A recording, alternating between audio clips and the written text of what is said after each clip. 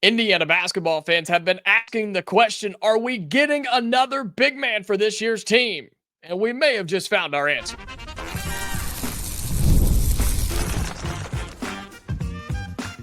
You are Locked On Hoosiers, your daily podcast on the Indiana Hoosiers. Part of the Locked On Podcast Network, your team every day. Welcome, and it is the Locked On Hoosiers podcast. I'm your man, Jacob Goins. I appreciate you being here, making this your first listen or your first watch every single day. We are part of the Locked On Podcast Network, which is your team every day. Today's episode of Locked On Hoosiers is brought to you by FanDuel. Right now, new customers can get $200 in bonus bets when your first $5 bet wins. Head to FanDuel.com to get started. Well, later on in the episode, we're talking about Fernando Mendoza, Indiana's quarterback who's getting NFL draft love, and why that could only improve with a good season here in Bloomington. But the main topic of conversation today is this question that so many Indiana fans have been asking. A lot of you have been yelling it. A lot of you have just been borderline saying, where are the big men, right? You have been asking for it. You've been begging for it. You've just been questioning, man, is Indiana going to get another center? Is Indiana going to get somebody who can start at the 5 position for this Indiana team? And I've told you that the Hoosiers have a couple, right? You've got Sam Alexis, who was a backup center, more of a backup 4 for the Florida Gators, but got injured down the stretch and didn't play for them throughout the tournament. You bring in Reed Bailey, who's your Davidson transfer, who's 6'10" and expected to be the starter at the 5 position this year for Indiana. But hold up. Did you see the news? In case you didn't, let me tell you. A 6'10" center who is originally from overseas. He's from the Democratic Republic of Congo. He's been playing professional basketball in France, and he was committed and signed to play at NC State for Will Wade, and all of that is no more. Paul Mbiya, okay, like I said, originally from Congo, has been playing in France, was signed with NC State in the class of 2025, has now decommitted, pulled his NLI, his national letter of intent, or I guess asked for it to be removed, and has completely reopened his recruitment. This is major, major news for several reasons. One, why is he leaving NC State and not wanting to play for Will Wade and the Wolfpack?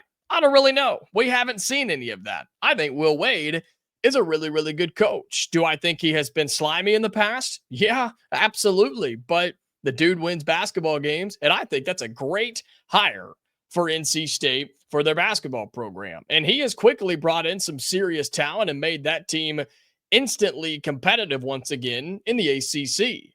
And NC State fans, going back and doing some research and even checking out our Locked On Wolfpack show here on the Locked On Podcast Network, they were excited about Paul Mbiya committing to be an NC State Wolfpack player, for him to be stepping in as a possible starter, no doubt a role player and a developmental player for the Wolfpack moving forward.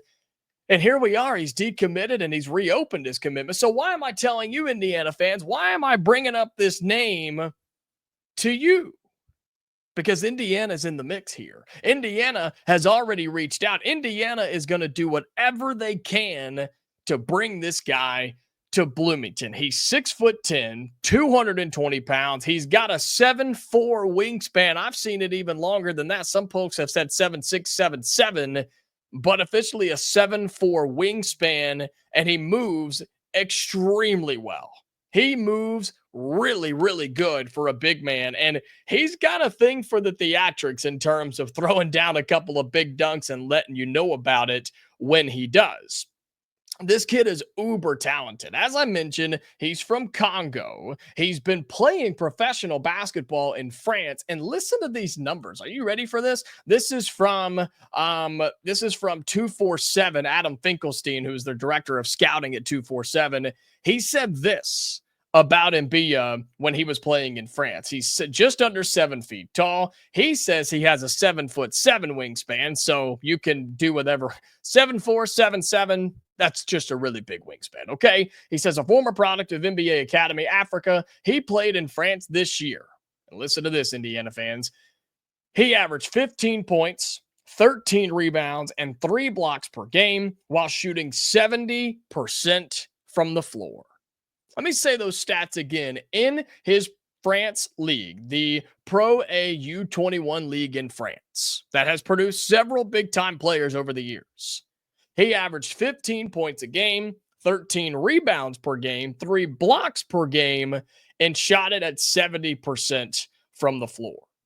This dude is a menace in the lane. He is one who lives in the paint. He can run the floor. He's great on defense, and he can score with the best of them inside the lane and on the low block. That's what this guy does. And the word is that Indiana is in contact with him. Now, here's a couple of problems with this. Indiana wasn't really a part of his recruitment down the stretch before he committed to NC State. The two teams to worry about right now are Kansas and Oregon.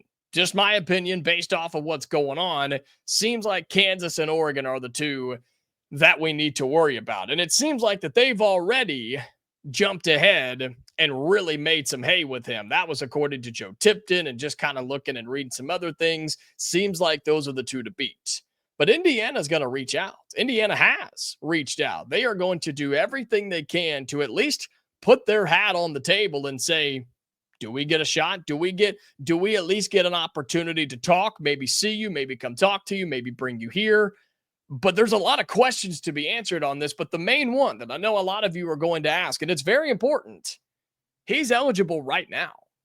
He's eligible this year to play, no matter where he goes, whether it's Oregon or Kansas, Indiana, wherever he goes, he is eligible to play college basketball in the year 2025. That is massive for wherever that he goes. Would he be joining a roster late and having to learn a bunch of things? Yeah. Is it a little bit of a red flag that he is leaving right now in mid to late June and reopening his commitment, or his recruitment rather? Yeah, maybe you could go down that road. But the way I look at it, he's a big man, and Indiana wants one. Indiana could use one, and you're only at 12 scholarship spots, and this would be your 13th. Keep an eye out for Paul Mbiya, who just decommitted from NC State. Could he be the next big man at Indiana, or better yet, would it work at Indiana? We talk about that coming up next right here on the Locked On Hoosiers podcast. Today's episode of Locked On Hoosiers is brought to you by FanDuel. The MLB season is heating up, my goodness, and every game brings clutch hits, standout pitching, and unforgettable moments. From walk-off homers to no-hitters in the making, there's no shortage of drama on the diamond, and no better time to get in on the action. FanDuel makes it easy to stay in the game before tip-off and live. With player props, performance trends, and same-game parlays, fans have more ways than ever to play smart and win big. Look, you can do nerfies or yerfies, which are no run first inning, yes run first innings. You can do a walk in the first inning. You can do those home run parlays. There's a lot of things you can do, and FanDuel's the place that you need to be, okay? If you're new to FanDuel, it's the perfect time to sign up, because right now, if you head to FanDuel.com and place your first $5 bet that wins, they're going to give you $200 in bonus bets, okay? Make every moment more with FanDuel, the official sports betting partner of Major League Baseball. Welcome back into Locked On Hoosiers. Again, thank you so much for being here, making this your go-to spot for everything Indiana athletics. And we continue talking Paul Mbiya, the 6'10" center, originally from Congo, has been playing in France and decommitted from NC State. And I really am curious, because this show is about, I don't know, a day or two removed from him actually decommitting and asking for his NLI to be released and things like that. And I haven't seen anything trickle out just yet on why he didn't want to go. Now, I did see where NC State picked up a Wyoming transfer center. I don't know if that had something to do with it, or if that was in response to this, but regardless, he ain't playing for NC State anymore, and he's reopened his recruitment, and he's going to be playing college basketball somewhere else.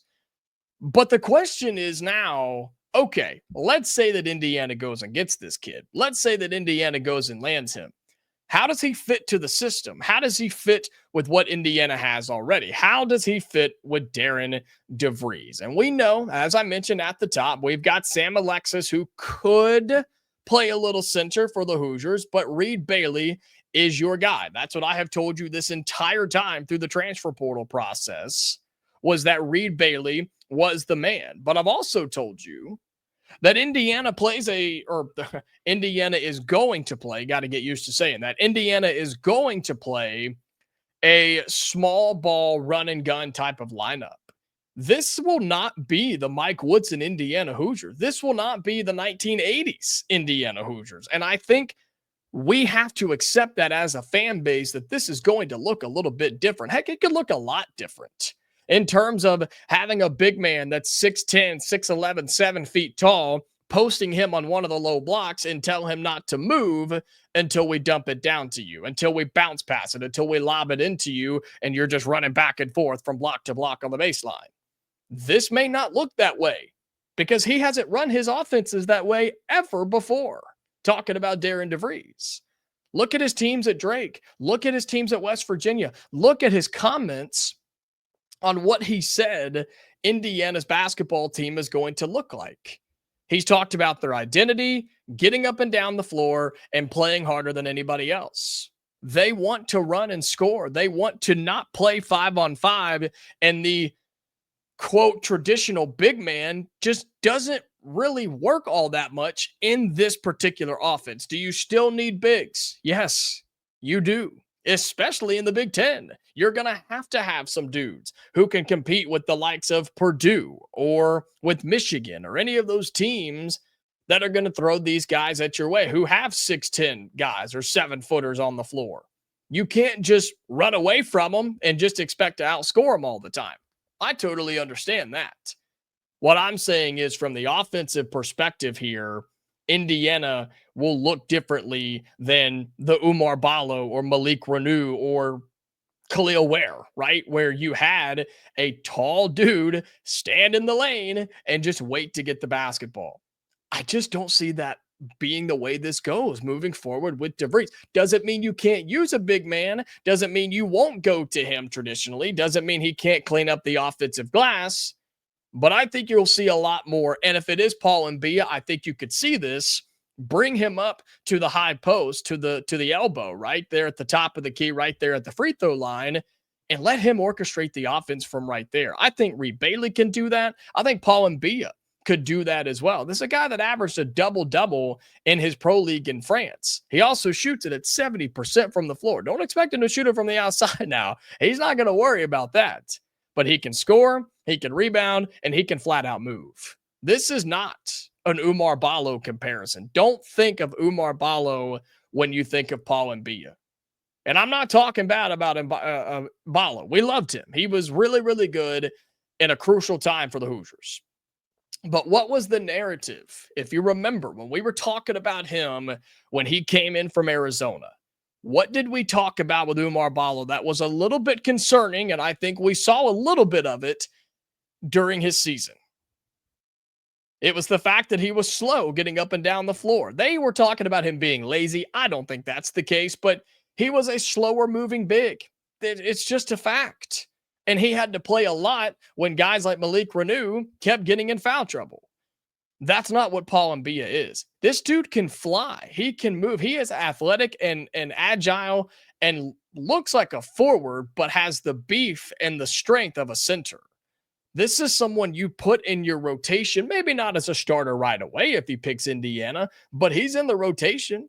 This is a guy that you would go to. This is someone you could rely on, especially if for whatever reason Reed Bailey doesn't work out or, just doesn't play here very long or gets injured. Whatever the case may be, you still need a big man. And this is a high school recruit we're talking about. At least you're treating it that way because he has all of his years of eligibility and he's ready to go right now.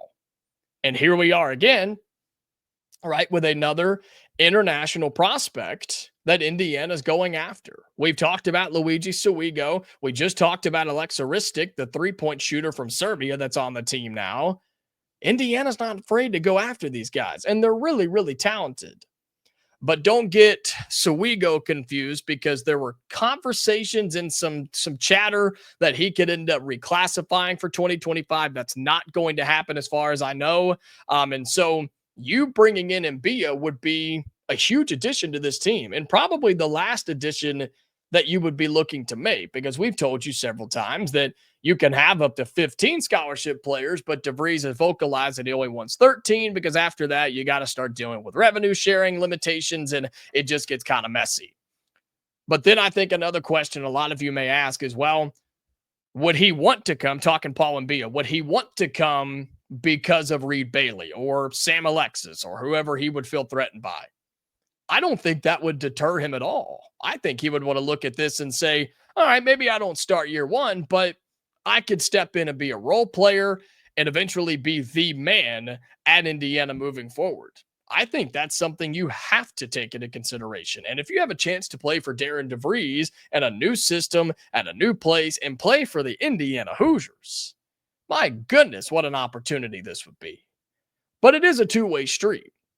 And I don't think that Indiana reaching out means that they're just full throttle going after him no matter what, do whatever it takes to land him, because there are so many factors here in terms of getting him on scholarship and paying NIL and doing all the things it takes, and especially trying to do that right now in the month of June, which you just went through with Alexa Ristic, and trying to do that again for a guy like Paul Mbiya.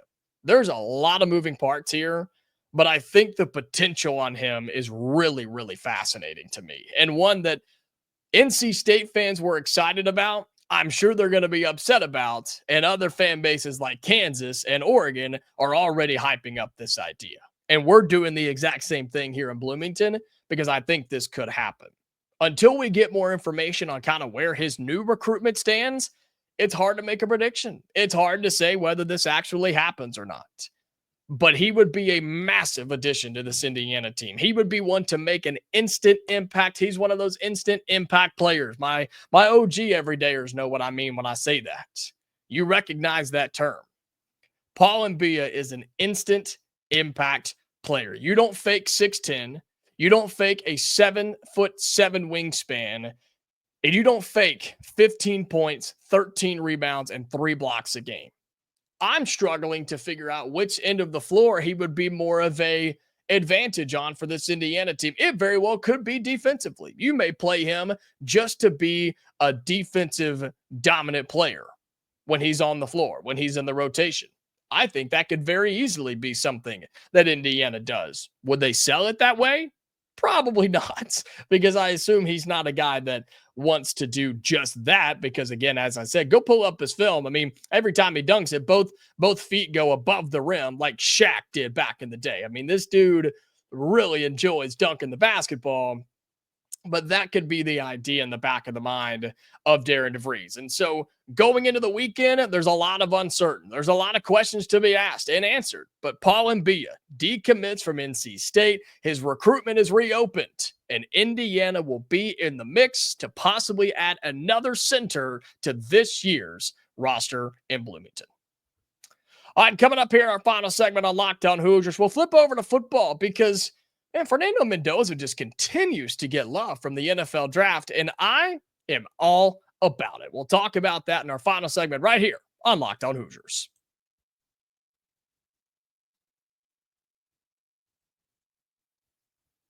All right, final segment on at Locked On Hoosiers. Thank you again so much for being here and truly making this your go-to spot for all things Indiana athletics, really being an everydayer. And I appreciate you being that and doing so even here in the month of June. But I hope you've picked up on there's always stuff to talk about. We have not run out of topics by any means. There's news, storylines, predictions, all sorts of things. And we have that for you every single day here on the Locked On Hoosiers podcast. So if you are listening on audio or watching on YouTube, thank you. I appreciate your support and everything that you do to make this show as great as it is. And if you are on audio, right, Spotify or Apple or however you find us, make sure those notifications are turned on and that you're following us if you can, and send it to somebody who's not already listening, okay? And then if you're on YouTube, it's a 3-step process to help us out, all right? Like the video, hit that thumbs up, leave your thoughts in the YouTube comments on Paul Mbiya. Do you want another center on this Indiana team for 2025 and 2026? And then subscribe to the YouTube channel if you have not done so already. All right, so final segment on Locked On Hoosiers today, and we're flipping over to football because I saw an article the other day. This was written on where did it go? This was written on the 16th, so this comes out to be about 4 days ago. And it was from CBS Sports, and they were ranking the top 50 prospects to watch this season in college football. And I clicked on it, hoping to find a couple of Indiana names on this list. And there are several names on this list to highlight, and maybe this could be some extra segments in another show sometime next week. But there are other names for Indiana throughout these types of articles. This one in particular, no, but there are other names that NFL people and NFL scouts and NFL GMs are going to have their eyes on.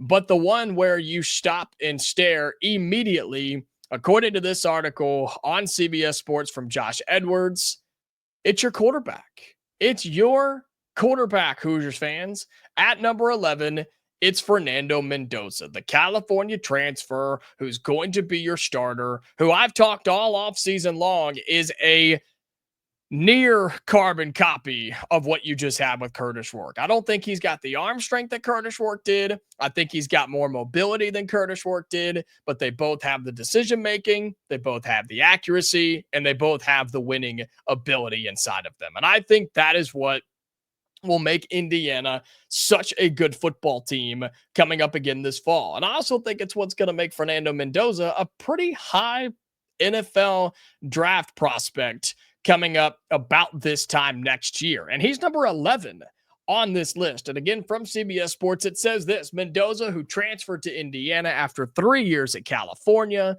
completed 68.7% of his passes for 3,000 yards and 16 touchdowns compared to 4 interceptions in 2024. It also mentions Alberto Mendoza, his younger brother, being on the team as well. 3,000 yards, 16 touchdowns to 4 interceptions. Stats that we have talked about on this program before. Stats that I think will translate, if not be improved upon, in his 2025 campaign in Indiana. What did you see from last year with Curtis Rourke that Fernando Mendoza can't duplicate? What did you see that would give you any sort of concern for why Fernando Mendoza can't be good at Indiana? This is a guy that won games at California, folks. California football. Not that we're ones to talk historically, but California was not a good team last year, and they went on the road and beat an SEC team with Fernando Mendoza, who just absolutely torched an Auburn team down in the South. Why can't Fernando Mendoza be that guy? Why can't he be one to go and be a Heisman contender and have Indiana back in the playoff and then get drafted highly in the NFL draft next year? I think everything is there for him to be successful. You have an improved offensive line. You went and got 3 starters out of the transfer portal, including Pat Coogan from Notre Dame, the highest rated offensive lineman in the portal. You also kept your 2 best receivers with Elijah Surratt and Omar Cooper. And you've got a running back room by committee and a new starting tight end from Tennessee in Holden Stays. Why can't he be? Why can't he be the next great quarterback in Indiana, following a previous great quarterback in Indiana? I love this. And you should be hyping up, you as an Indiana fans should be hyping up this idea that Fernando Mendoza is one of the top quarterbacks in the Big Ten when the season begins. And he could absolutely stay there by the time the season ends. He's going to have some tough games. And look, we're going to find out what he's made of when you play Illinois at home, when you go out to Oregon, when you play Penn State on the road, when you play Iowa. I mean, you're going to find out what this dude is made of, because it will be a step up from California to the Big Ten in Indiana. It will. But I think he has everything at his disposal to be a really, really good quarterback. And I absolutely love that he is getting the respect early on from the people in the NFL. Now, if he has a mediocre season or a bad season, obviously he'll probably drop pretty far. But if he comes in and lights it up and gets Indiana back to a playoff and he's got Heisman consideration like Curtis Rourke did, I don't see why he can't be a first round draft pick. I don't see why he can't be someone who could be a dark horse to win the Heisman and have Indiana on the door of competing for a national championship. I just think it's awesome that they are giving him some love. Just to give you an idea of the other quarterbacks on here, and this is players to watch. Okay, these are the ones that you need to keep your eyes on, according to CBS. Arch Manning is on here. Just looking at other quarterbacks for you. Garrett Nussmeier at LSU. And then there's Fernando Mendoza. So there's Drew Aller at Penn State, of course. I mean, there are big time players on this list, but they know who Fernando Mendoza is, and they're all going to be watching Indiana this year. And I expect the offense to light it up this year, just like they did last year. All right, that's going to do it for today's episode of Locked On Hoosiers. Thank you so much again for being here. It's been a great week, man. We've had a lot of good shows, a lot of good content, and hoping for some good news over the weekend as we continue to push through the month of June. July is right around the corner, which means August is also right around the corner as well. We are back on Monday, Hoosier fans. All right, so until then, stay safe, and I'll talk to you later.